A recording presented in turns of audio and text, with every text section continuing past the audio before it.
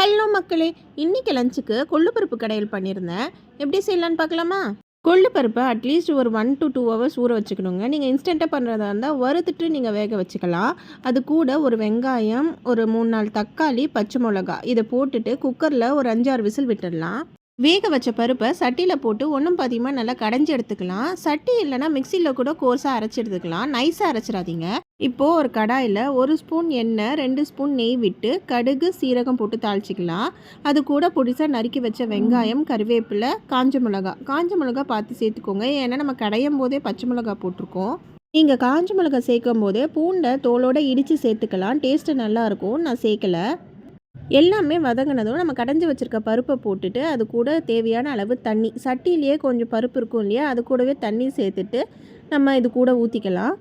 இப்போ மஞ்சத்தூள், உப்பு சேர்த்துட்டு நல்ல ஒரு 5 மினிட்ஸ்க்கு கொதிக்க வச்சு இறக்கிட்டோன்னா நமக்கு டேஸ்டியான கொள்ளுப்பருப்பு கடையில் ரெடி ஆகிடுங்க. கொள்ளில் அவ்வளோ சத்து இருக்குதுன்னு நமக்கே தெரியும். நீங்களும் ட்ரை பண்ணி பார்த்துட்டு சொல்லுங்கள்.